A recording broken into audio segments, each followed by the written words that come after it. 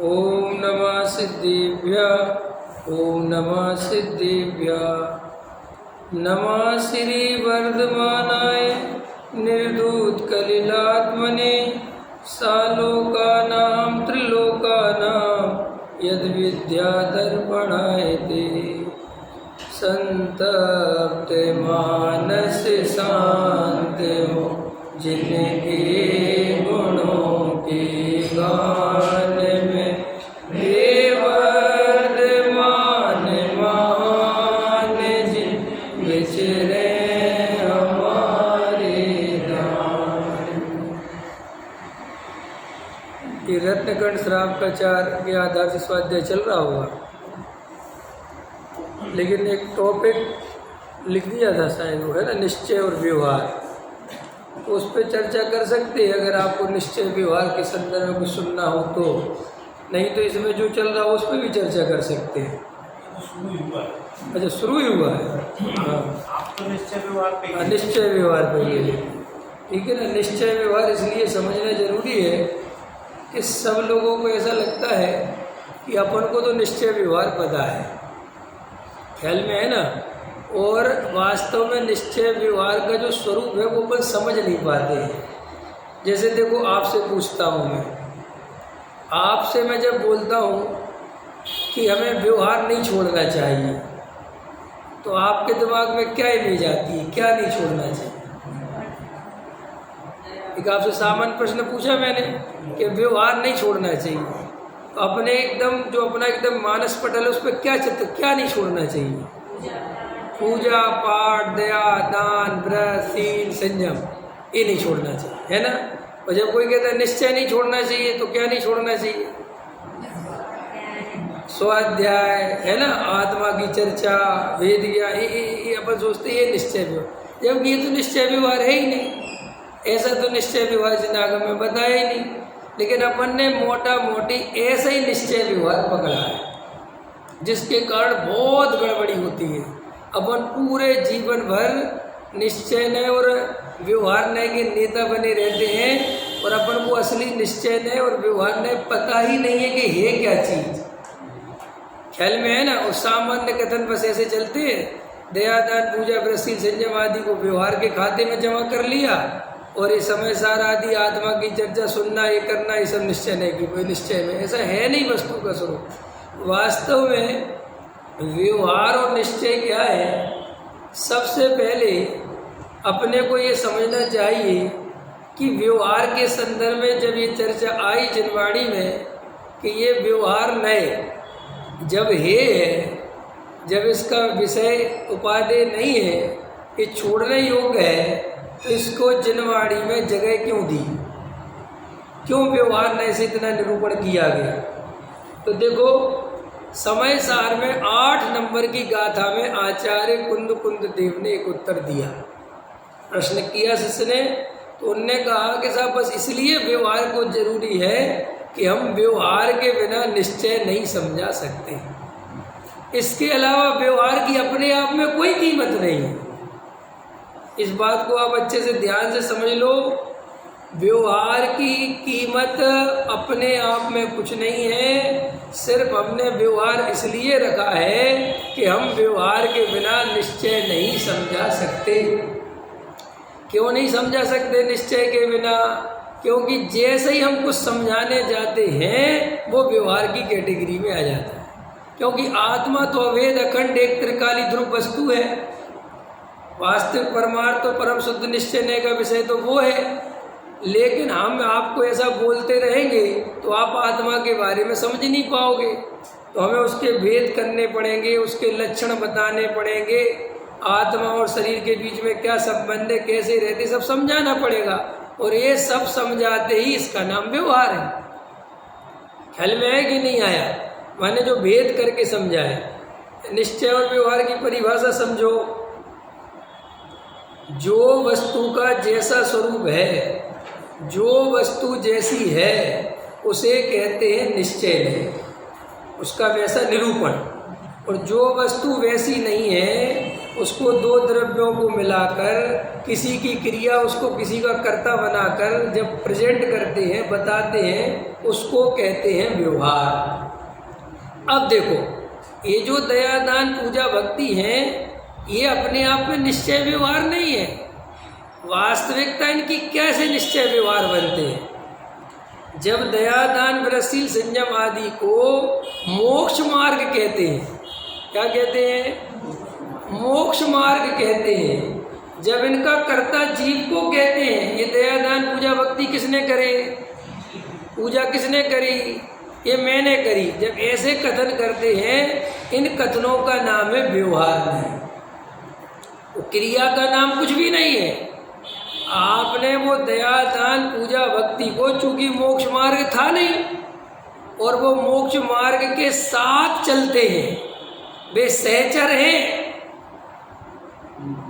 आदित्य जी, सहचर और कारण में अंतर होता है।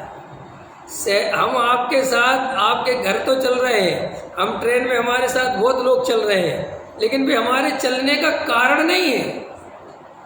सहचर माने समझ गए, वे हमारे साथ तो रहते हैं, लेकिन वे हमारे कारण नहीं है चलने के, हम तो अपनी योग्यता से चल रहे हैं। तो दया दान व्रतशील संयम आदि ये मोक्ष मार्ग में सहचर हैं। जो सम्यक दृष्टि ज्ञानी धर्मात्मा होते हैं, उनके जब दो कसाय चौकड़ी, एक कसाय चौकड़ी के दो कसाय चौकड़ी के अभाव होता है, तो बाहर में वो दया दान पूजा भक्ति की प्रवृत्ति, वो कसाय की अभाव के कारण वो सरलता मंदता दिखती है, तो वो साथ में चलता है। तो वो दया दान पूजा भक्ति के परिणाम साथ में चलते हैं, तो उन्हें मोक्ष मार्ग कहते हैं। वे मोक्ष मार्ग है नहीं, उन्हें मोक्ष मार्ग कहते हैं। इसलिए व्यवहार, बराबर व्यवहार क्यों कहा, ये व्यवहार शब्द क्यों आ गया कि है नहीं और फिर भी कह दिया। अगर होते और कहते तो फिर निश्चय, फिर व्यवहार नहीं। अब अगर कोई ऐसा कहे कि ये दया दान पूजा भक्ति आश्रव है, ये बंद के कारण है, ख्याल में है ना, ये विकारी भाव है, तो ये कौन सा एकाएक कहने का कथन हो गया? व्यवहार के निश्चय, ये निश्चय हो गया। ये निश्चय क्यों हो गया कि जो उनकी वास्तविकता थी वो बता दी, इसलिए निश्चय, और उनकी वास्तविकता जो नहीं थी उसमें उपचार कथन कर दिया, इसलिए व्यवहार। तो सबसे पहले तो जब ये लोगों के दिमाग में आता है कि व्यवहार छोड़ मत देना, क्या लोगों के क्या बोलते हैं कि व्यवहार छोड़ मत देना, व्यवहार छोड़ मत देना, तो लोगों के दिमाग में आता दया दान पूजा भक्ति बस छोड़ देना। ख्याल में आया कि नहीं आया? जबकि वे दया दान पूजा भक्ति तो अपने आप में न निश्चय है न व्यवहार है। इतना पॉइंट क्लियर हो गया। अब दूसरी बात, हम व्यवहार के नाम पर बहुत गलती ये करते हैं कि हम व्यवहार को अलग समझते हैं और निश्चय को अलग समझते हैं, जबकि वास्तविकता ये है कि सच्चा व्यवहार वही है जो निश्चय की ओर ले जाए।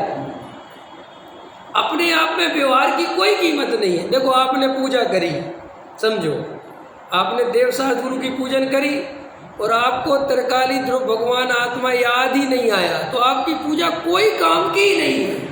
क्यों? कि वो पूजा जिस प्रयोजन से करनी थी वो तो आपको याद ही नहीं है।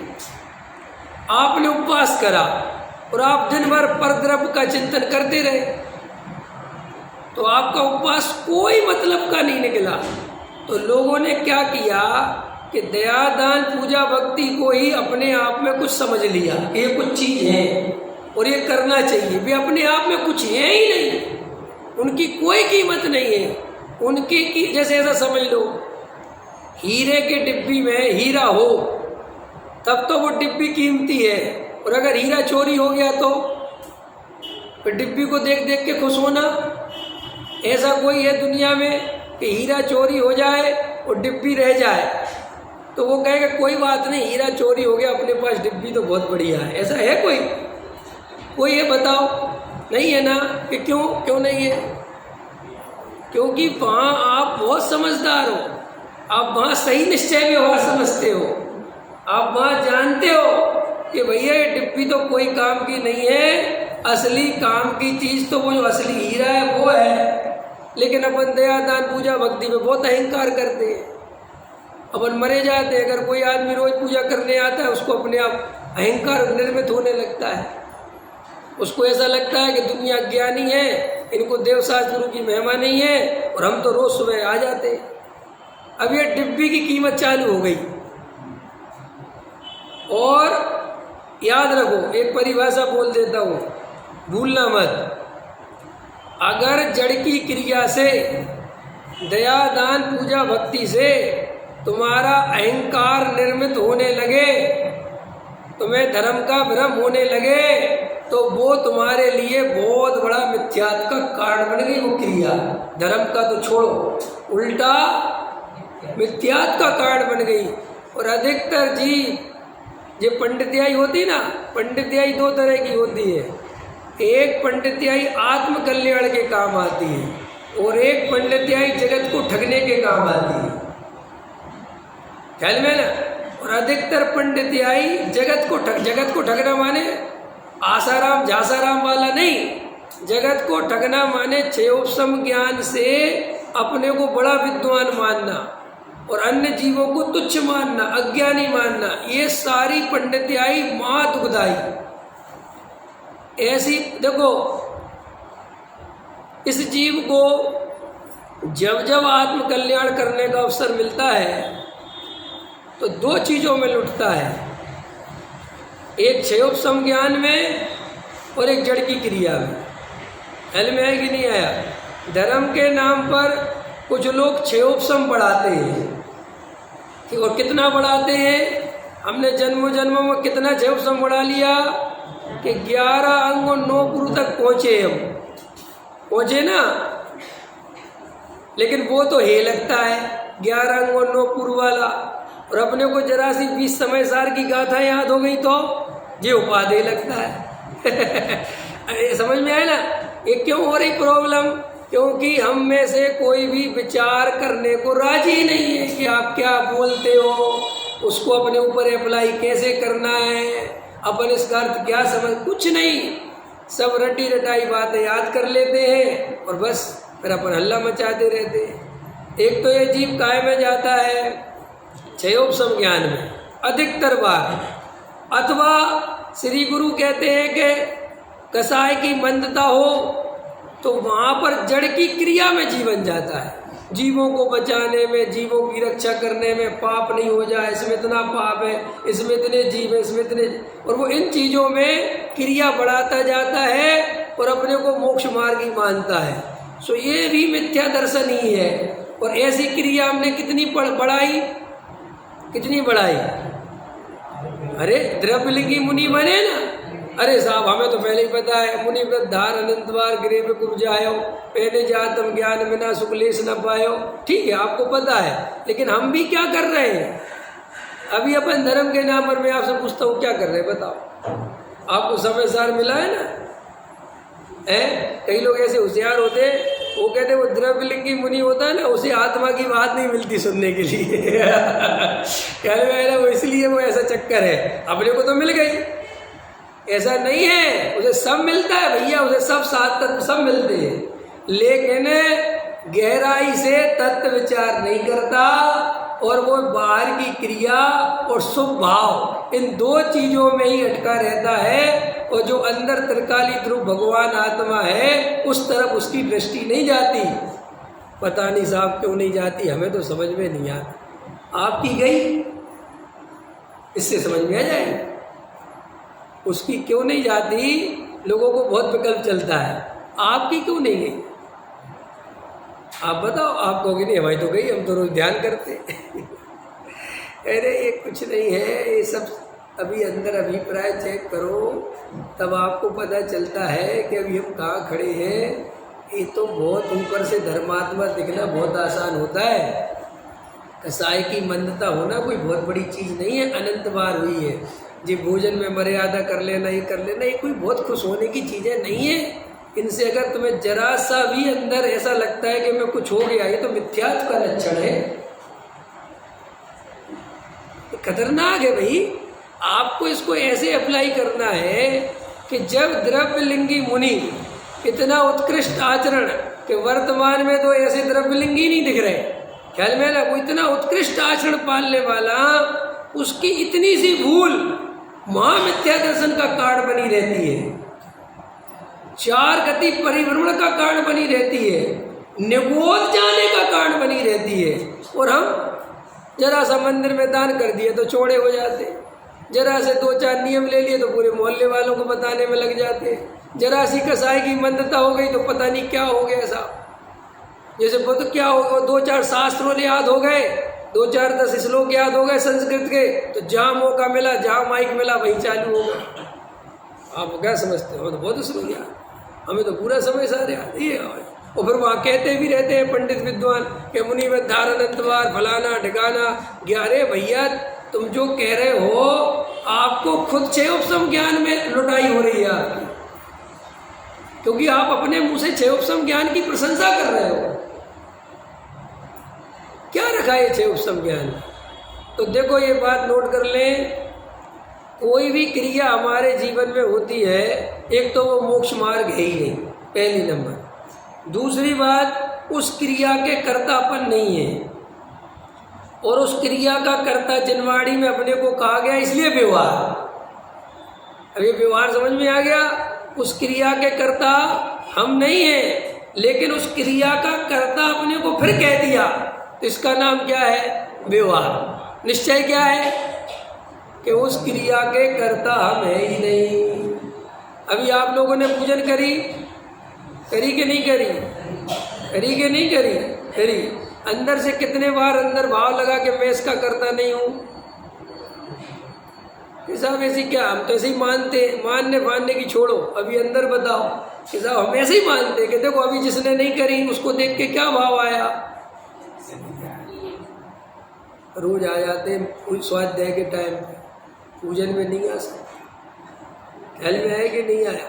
और वैसे तो बड़ी बड़ी बातें करते। ये इस बात की निशानी है कि तुम अपने को पूजा का कर्ता मानते हो। अगर अपने को पूजा का कर्ता नहीं मानते तो ऐसे भाव ही नहीं आते। एक हमारे मित्र हैं, मार्मिक चर्चा इसलिए सुना देता हूँ, परसों मिल गए, बड़े विद्वान भी हैं, मतलब पढ़े लिखे विद्वान नहीं है, जयपुर से वैसे ही विद्वान बन गए, लेकिन हैं बड़े विद्वान। बैठ गए, हम दोनों थे, तो बोले अरे आओ विवेक जी अपन चर्चा करनी है आपसे। बोले हाँ मुझे भी करनी है, आओ। ख्याल में है कि नहीं आया? तो वो चालू हो गए, कारण परमात्मा को जाने बिना, ख्याल में है ना, ओ आत्मा की जब तक ऐसी नियम सार से जब तक आत्मा नहीं जाना जाए, ख्याल में है ना, ऐसा ना हो ऐसा ना हो ऐसा ना हो, जब तक कुछ हो ही नहीं सकता। ख्याल में है कि नहीं आया? वो सूक्ष्म विवेचन, कारण परमात्मा, वो अनंत पर्याय उसको पी के बैठा है, त्रिकाली ध्रुव और ऐसे अनंत शक्तियों का पिंड है, वो सब मुझे इतना ज़्यादा ये आता भी नहीं, याद भी नहीं। मैंने उनसे कहा बिल्कुल ठीक, चलो अब ये बताओ कि आपने कहाँ पढ़ा? ख्याल में है कि नहीं आया? तो बोले नियम सार। हमने कहा अंदर जब पढ़ने जाते हो क्या दिखता है? अंदर जब पढ़ते हो तब क्या दिखता है? चलो आपसे ही पूछता, उनसे क्या हुआ, आपसे पूछता, बताओ आत्मा के बारे में आपको जितनी जानकारी है, उस जानकारी में से आपको प्रमाणित कितनी जानकारी है अनुभव से? अरे बताओ तो सही, कैसी बात करते हो? कुछ तो है। अगर कुछ नहीं होगा तो फिर आत्मा देखोगे कैसे? जानना देखना है। वेरी गुड भाई, इतनी बात है, जानना देखना है आत्मा का, और कुछ नहीं है। ऐसी बात मत बोलो। अरे वो बाकी का है, लेकिन अभी तुम्हें कुछ नहीं दिखेगा वहाँ। वो तो सर्वज्ञ भगवान ने देखा है, और वो तो सर्वज्ञ ने बताया है आत्मा के अनंत प्रदेश, असंख्यात प्रदेश, और ऐसी अनंत गुण अनंत शक्तियाँ, और ऐसी एक शक्ति में इतनी शक्ति, और वो तो सर्वज्ञ का ज्ञान का खेल है। ख्याल में आपको आत्मा पहचानना है तो आप कैसे पहचानोगे? मुझे तो इसका जवाब दो। क्या दिखता है आंख बंद करके, आंख खोल के? आत्मा का लक्षण कैसे पहचानते हो? क्या क्या है आत्मा की पहचान? आपसे प्रश्न है मेरा, आप आत्मा हो ये आपको कैसे पता चलता है? कैसे पता चलता है?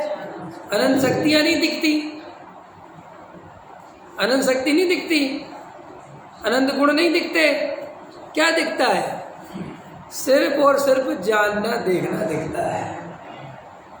और मजेदार बात है, आप वो जानने देखने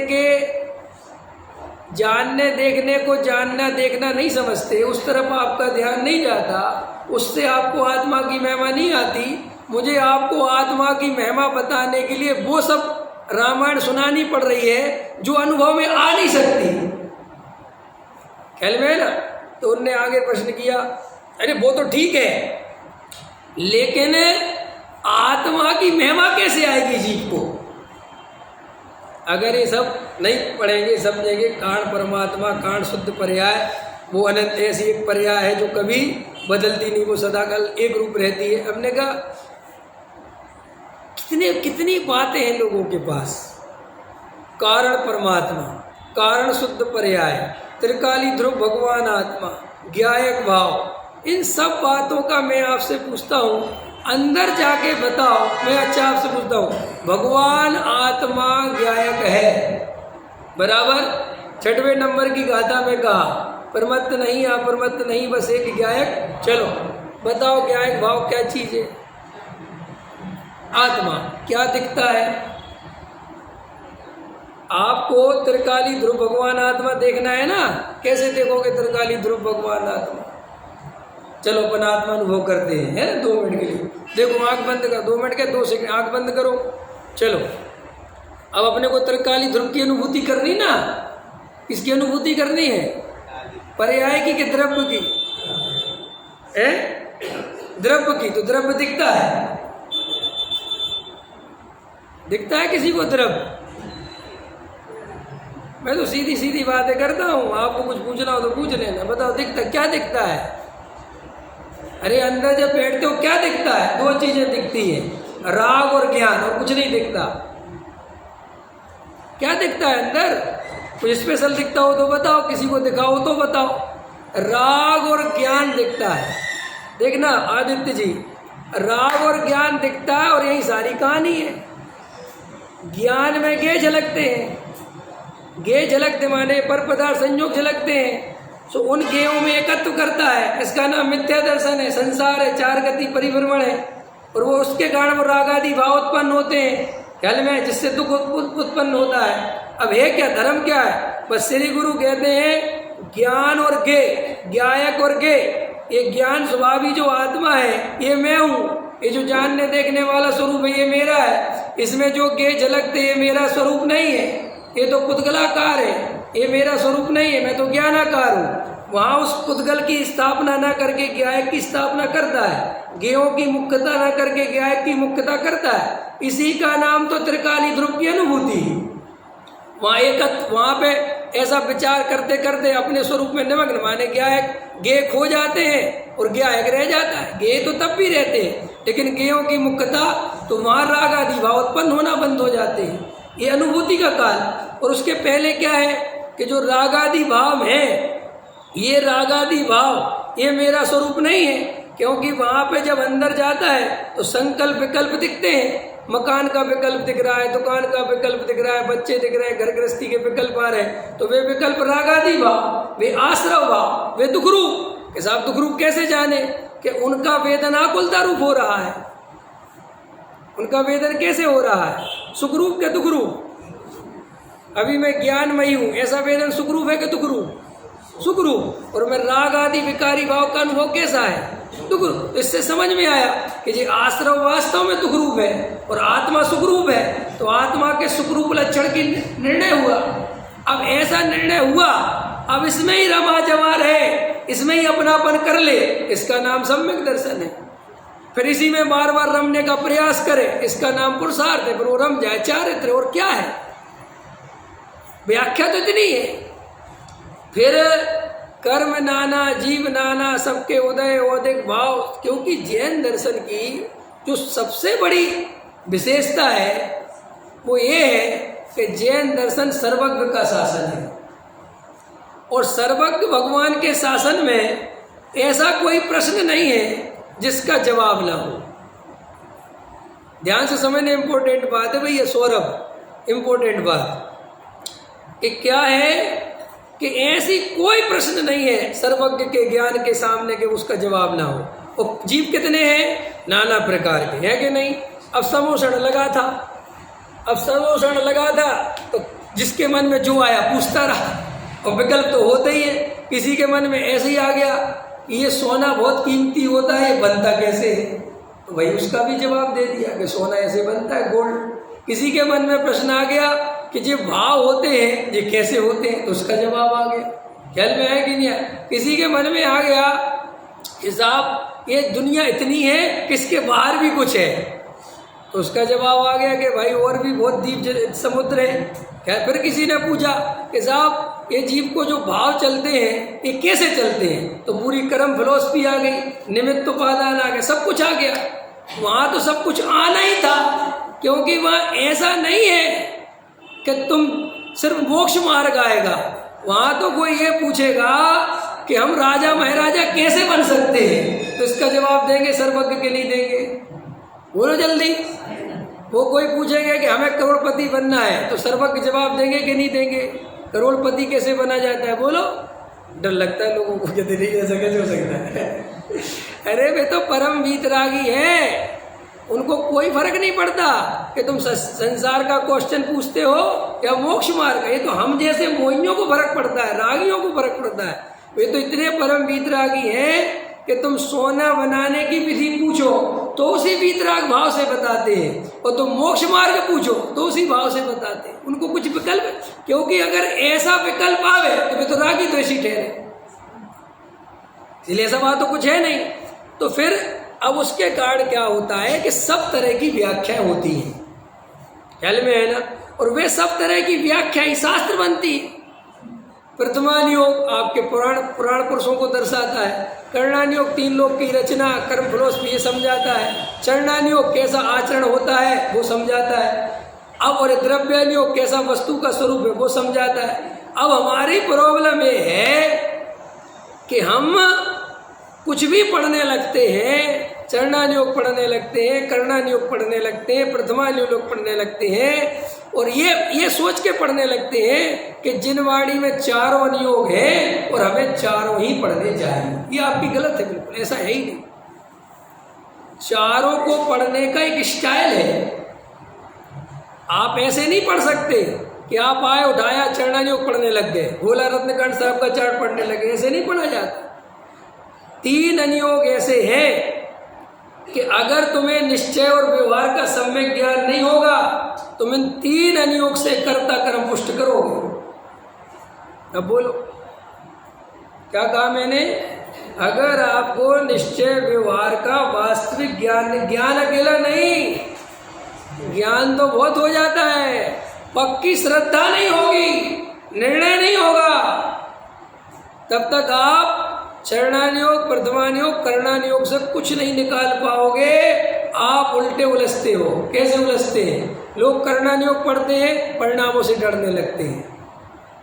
इस परिणाम का ये फल, इस परिणाम का ये फल, इस परिणाम का ये फल। अब देखो वो ऐसा करणान योग पढ़ा के क्रमबद्ध पर एक तरफ नहीं रह गए, मूल सिद्धांत से ही भटक गए। तो समझ गया? चरणान योग पढ़ा, अरे अपन को ये नहीं करना चाहिए, इसमें इतने चाहिए, अपन को ये नहीं करना चाहिए, अपन को ये नहीं करना चाहिए, अपन को ये नहीं करना चाहिए, इसको खाने में 1 गांव के 7 गांव के बराबर पाप लगता है। अब चालू हो गए, अब भूल गए कि ये सब कथन कैसे लिखे हैं, इनका क्या प्रयोजन है, ये कहाँ ये भूमिका तैयार होगी, कुछ भी पता नहीं। फिर इससे क्या होता है, ऊट पटांग नियम ले लेते बिना सोचे सब। उसमें रात्रि पानी का पढ़ लिया, ले लिया नहीं, रात में पानी नहीं पीना। अरे लेकिन रात में पानी नहीं पीना, इसके नियम कैसे लिया जाता है ये तो साथ में पता होना चाहिए। फिर हमारा पूरा जीवन धर्म के नाम पर रोते रोते बीतता है, सुख नहीं मिलता हमें, क्योंकि धर्म कभी ऐसा है ही नहीं जैसा हमने समझ रखा है। अरे जब तक आपको सम्यक दर्शन की प्राप्ति नहीं होगी, जब तक आपको आत्मानुभूति नहीं होगी, तब तक आप व्रतशील संयम आदि का पालन कैसे करोगे? अगर ऐसा होता तो शास्त्रों में लिख देते कि तुम तो करो, सब में जब होगा जब हो जाएगा। लेकिन शास्त्रों में तो बिल्कुल लिखा हुआ है कि सम्यक दर्शन ज्ञान चरित्राणी मोक्ष मार्गा। सम्यक दर्शन के बिना चारित्र होता ही नहीं। और चारित्र माने वो बाहर की क्रिया और अंदर की क्रिया होती ही नहीं। लेकिन अपन तो भावुकता में करते नहीं है। फिर उसमें कर्ता कर्म तो था ही, मिथ्या दर्शन तो था ही, उससे फिर अहंकार पुष्ट करते कि नहीं करते? अरे बोलो, आवाज नहीं आती है? मैं भी सागर का हूं, मेरी आवाज तो ठीक है। बोलो, करते कि नहीं करते? मैं झूठ तो नहीं बोल रहा। अच्छा, सही बोल रहा हूं कि नहीं? अच्छा, जिसको सही लग रहा हाथ उठाओ। अरे जिसको सही लग रहा हाथ उठाओ। देखो भाई साहब को नहीं लग रहा, अखिलेश जी को। और किसको नहीं लग रहा भाई? अरे अच्छा, तुम्हें लग रहा? अब जिसको कृपया सही नहीं लग रहा, कृपया मुझसे पूछे। पूछो कि साहब हमें इसलिए सही नहीं लग रहा, हम उसका जवाब देंगे। आपको सही लग रहा, कुछ पूछना नहीं।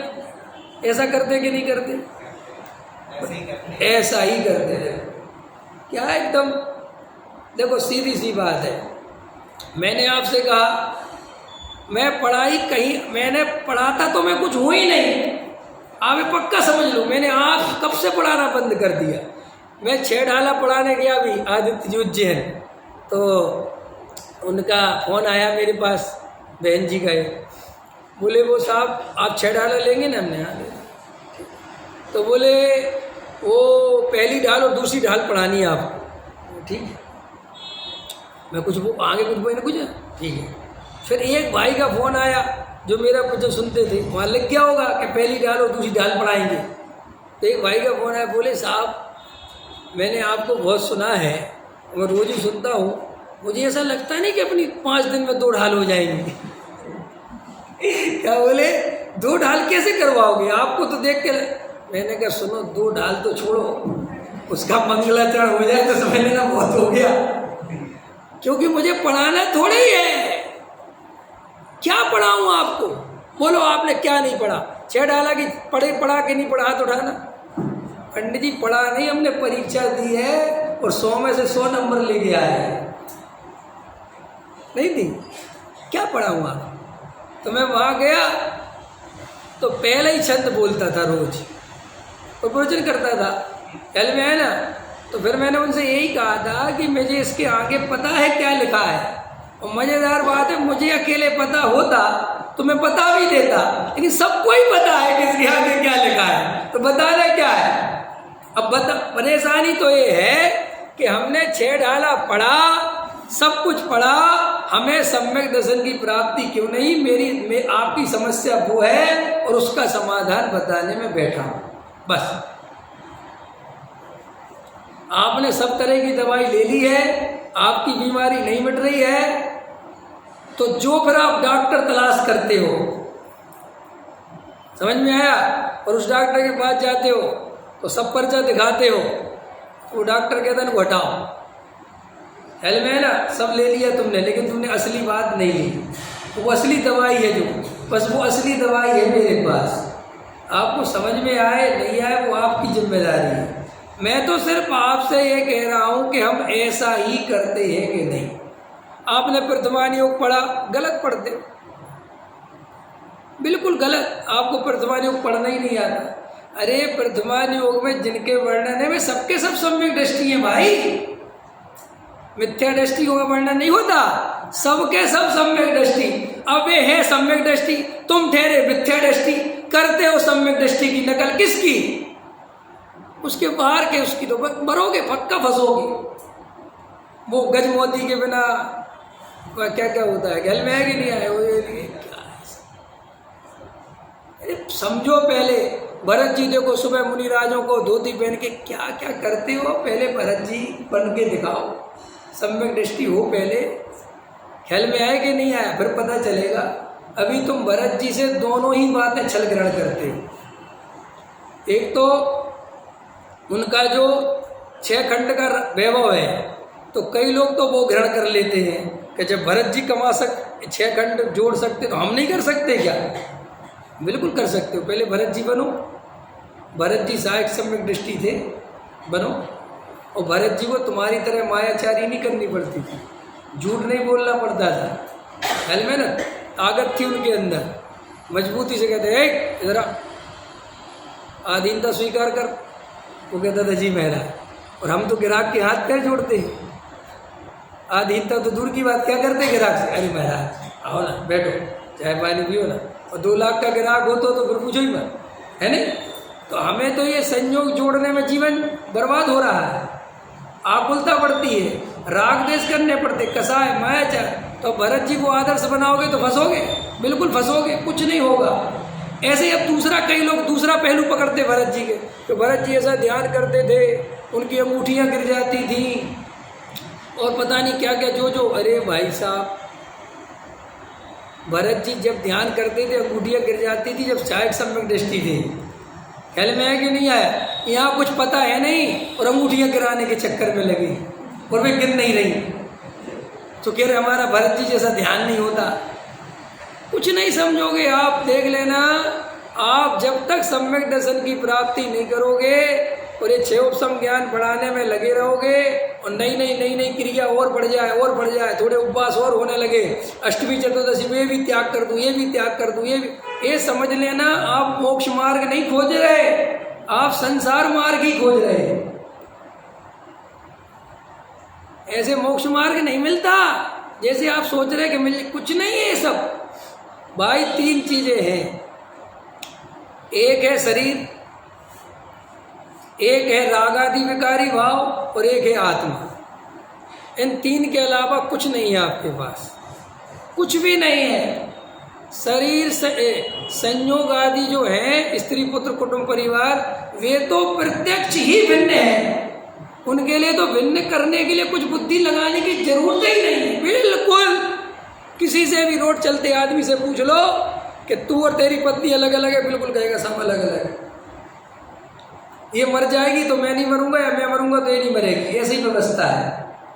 इसके सिर में दर्द होगा तो मेरे से कोई मतलब नहीं है, इसकी किडनी खराब होगी तो मेरी किडनी खराब होगी, ऐसा कुछ भी नहीं है। अरे छोड़ो ये पति पत्नी के रिश्ते, अपना सगा बेटा हमारा कुछ नहीं कर सकता, कुछ भी नहीं कर सकता, एक सिर दर्द भी ठीक नहीं कर सकता, बोलो। वो भी हमारे उदय प्रमाण चलती है। तो 3 चीजें हैं, एक शरीर है, एक रागादि भाव है और एक आत्मा है। और आत्मा माने ज्ञानादि स्वभाव, जानना देखना, ये स्वरूप है वस्तु का। और ये तीनों अपने साथ 24 घंटे मौजूद हैं। अब बस हमें क्या करना है कि जागृत होके इस शरीर में नहीं हूँ, ये बार बार देखना है, विचार करना है, क्योंकि जन्मों जन्मों से इस शरीर आदि में एकत्व बुद्धि करने का अभ्यास है। और ये इंद्रिय ज्ञान मिलता है जीव को जन्मों जन्मों से, अतीन्द्रिय ज्ञान तो मिलता नहीं। इंद्रिय ज्ञान, क्योंकि इंद्रिय ज्ञान मिलता है कर्म के उदय से और अतीन्द्रिय ज्ञान मिलता है पुरुषार्थ से। ख्याल में आए कि नहीं आए? इंद्रिय ज्ञान के लिए तुमने कुछ नहीं किया है, ब्रह्मत पाल लगे हमने कुछ किया है, ये सब बेकार की बात है। ये तो जीव जब निकलता है निगोद से, डॉक्टर साहब तो कितना लेते थे कि भाई निगोद से जीव निकला, तुमने क्या किया, कितना सोच विचार के निकले।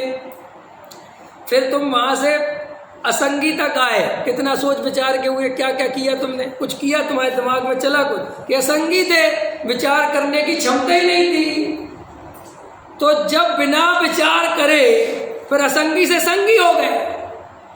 समझ में आया कि नहीं आया? अब संगी हुए और वहाँ भाई साहब छोड़े हो जाते हैं कि अब मैं करता हूँ। कि यहाँ तक कैसे आ गए, यहाँ तक का सफ़र कैसे किया कि भैया ये सब बाहर के शरीर संयोग आदि का कर्ता वास्तव में जीव नहीं है, इनका कोई जीव से संबंध नहीं है। लेकिन मोह महामद पियो अनादि, मोह के कारण ऐसा लगता है, प्राप्त पर्याय में तन्मय रहते हैं और भ्रम से अपने को शरीर संयोग रूप मानते हैं, पर द्रव्य में एकत्व बुद्धि करते हैं। सो हमारी आदत ऐसी उल्टी पड़ी हुई है कि पर द्रव्य कोई सुख का कारण मानते हैं और पर द्रव्य कोई दुख का कारण मानते हैं। और मजेदार बात, संसार का कारण भी पर द्रव्य को मानते हैं और मोक्ष मार्ग को ही पर द्रव्य को मानते हैं। ये सबसे बड़ा इल्म है हमारे, सबसे बड़ी घटना कि क्या कि जन्मों जन्मों से हर काम पर द्रव्य के भरोसे करने की आदत पड़ी। हमेशा कोई भी काम सुखी होने के नाम पे पर द्रव्य दिखाई देता है। दिखाई देता है कि नहीं दिखाई देता? बोलो। माँ बाप कब तक प्यारे होते हैं? प्रश्न। देखो विवेक जी कह रहे जब तक शादी नहीं होती। बोले ऐसा ही है ना? कह तो ये रहे लेकिन सच्चाई यही है ना। अब मेरा प्रश्न है, माँ बाप प्यारे क्यों नहीं रहे? देखो और सुनो भाई, अभय जी ख्याल में है ना, ये हमारे गुरुजी है सब ख्याल में। अभय जी बताओ, माँ बाप कब तक प्यारे होते हैं? जब तक शादी नहीं होती। चलो, शादी के बाद भी प्यारे होते हैं जब तक बच्चे नहीं होते। समझ में आया? बच्चे जब छोटे छोटे तब भी थोड़े प्यारे होते हैं, लेकिन जैसे ही बच्चे थोड़े बड़े होते हैं तो सारी हमारा डाइवर्सन, सारी चिंता का विषय माँ बाप हट जाते हैं और बच्चे हो जाते हैं। होते हैं कि नहीं होते हैं? बोलो। अगर पिताजी कहें कि मेरे यहाँ तकलीफ हो रहा है, कुछ नहीं, कुछ खा पी लिया होगा, ख्याल में है ना, ध्यान तो रखते नहीं अपना, उनको तो ऐसा बोलता है। और बेटा कहे कि मेरे यहाँ तकलीफ होती, डॉक्टर के चलो डॉक्टर के चलो, यहाँ तो दर्द ठीक नहीं है। क्यों इतनी टेंशन क्यों आ गई? पिताजी के प्रति क्यों नहीं आई? क्योंकि अब पिताजी से सुख बुद्धि टूट गई। अब पिताजी से सुख नहीं आएगा, ये 100% निर्णय हो गया। अब सुख कहाँ से आएगा? बेटे से। तो सुख बुद्धि यहाँ हो गई, तो सुख बुद्धि हो गई तो सारी अटेंशन आ गई। आई कि नहीं आई? प्रवचन कब तक करना है? एक तो तुम लोग एक प्रवचन करने बुलाते हो 10-5 प्रवचन करने बुलाओ तो मैं कुछ कह पाऊँ। अभी तो घड़ी कह रही हो गए समय, अभी तो मैंने शुरुआत ही नहीं करी। अभी जो मुझे मुद्दे की बात बतानी वो तो बता ही नहीं मैंने। ख्याल में 10-5 दिन रुको आप। हाँ, अब देखो, अब कह रहे कि रुको 10-5 दिन, पहले से तो कहते नहीं मैं तो मजाक कर रहा हूँ। अनुकूलता होगी तो अपन रुकेंगे। लेकिन मैं आपसे कुछ बातें ऐसी कहना चाहता हूँ, प्लीज़ मेरी बातों को गंभीरता से समझें।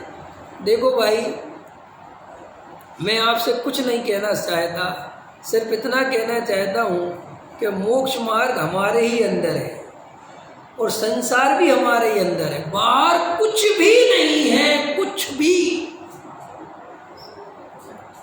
आप बिल्कुल दिमाग से निकाल दो कि बाहर कुछ भी नहीं है। पर द्रव्य में एकत्व ममत्व कर्तृत्व भोक्तृत्व संसार है और अपनी आत्मा में एकत्व ममत्व कर्तृत्व भोक्तृत्व मोक्ष मार्ग है। 2 बातों में खत्म। अब तुम लेकिन पता नहीं समय से करके पहाड़ चढ़ते हो, कुछ करते रहते हो, उसकी जगह ध्यान करो, शांति से बैठो। कई दफ़े पहाड़ चढ़ लिया भाई साहब, चढ़ लिया पहाड़ की नहीं, अभी भी समय से अगर भेजू तो फिर भी पहाड़ ही चढ़ेंगे। ये नहीं सोचते कि अरे अभी थोड़ा शांति मिल गई है, घर गृहस्थी से छूट गए हैं तो अब बैठ के यहाँ 7 तत्वों का गहरा विचार करते हैं। नहीं समझ में आया? हमें देव शास्त्र गुरु की जितनी महिमा है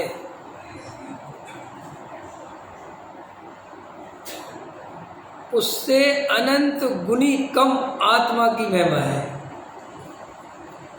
क्या है ही नहीं।